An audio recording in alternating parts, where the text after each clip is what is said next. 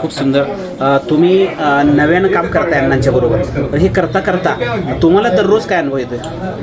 खरं तर मी संस्थेमध्ये जसं मला वेळ भेटत तसं या ठिकाणी येत असतो, बसत असतो.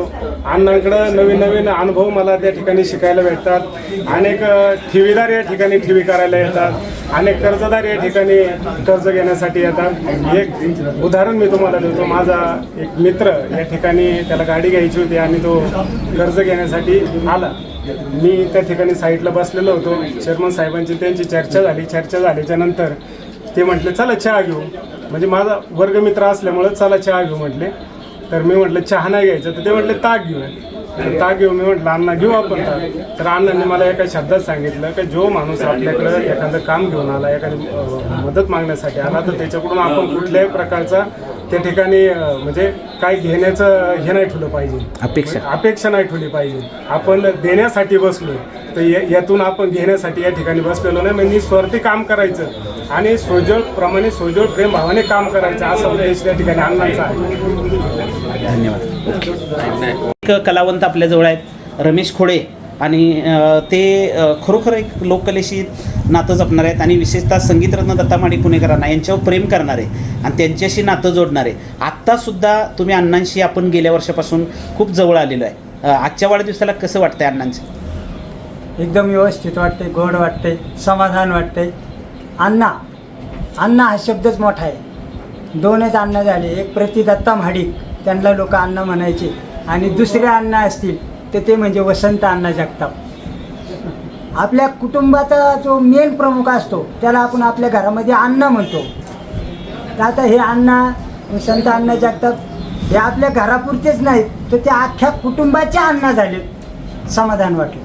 हां, ठीक आहे. खूप सुंदर. तुमचं नाव सर नाव बोला. काय तुम्हाला काय वाटतंय? तुम्ही एक खूप माळकरी आहात आणि अण्णांशी प्रेम करणारे व्यक्तिमत्व आहात, तर कसं वाटतंय? आम्ही म्हणजे एक क्लासमेट आहे.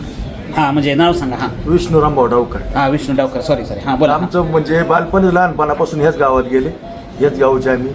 हां, त्यामुळे त्यांना या कार्याबद्दल काय हो, अण्णांचं लहानपण खडतर परिस्थितीत नव्हतं, एकदम. आणि ही जी ती मधली आळी आहे त्या आळीमध्ये अण्णा अभिमानानं सांगतात हे माझं घर आहे. अहो, ते लहानपणापासून आम्हाला म्हणजे जेवायला अन्न नव्हतं किंवा काही नव्हतं, असं एवढ्यापर्यंत परिस्थिती नाजूक होते आमच्या. त्यांनी त्यांच्या कुटुंबाने काही पत्ते पाळलेले आहेत, त्यामुळे इथपर्यंत पोहोचले ना. बरोबर आहे. हां, सत्याच्या दिशेने वाटचाल करणं, गोरगरिबांना मदत करणं, आणि वडिलांचा आदर्श घेऊन चाललेत पुढं. बरोबर आहे. मग ते आता कसं आहे, अण्णांचं मोठेपण झालं, तुम्हाला काय वाटतंय? नाही, एकदम चांगलं आहे ना. हां.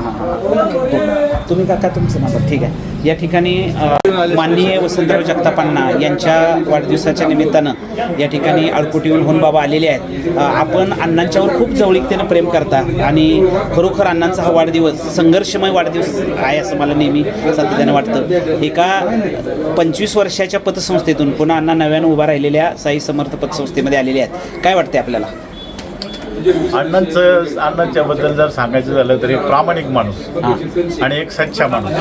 त्यामुळं अण्णांच्या स्वभावात एका वर्षात पतसंस्थेचा उभा करणं एकदम काय पराठ झाला आणि नवीन पतसंस्था एका वर्षात 5 कोटीच्या पुढे गेली. आणि हे केवळ अण्णांचा स्वभाव, अण्णांचं पतसंस्थेच्या बाबतीत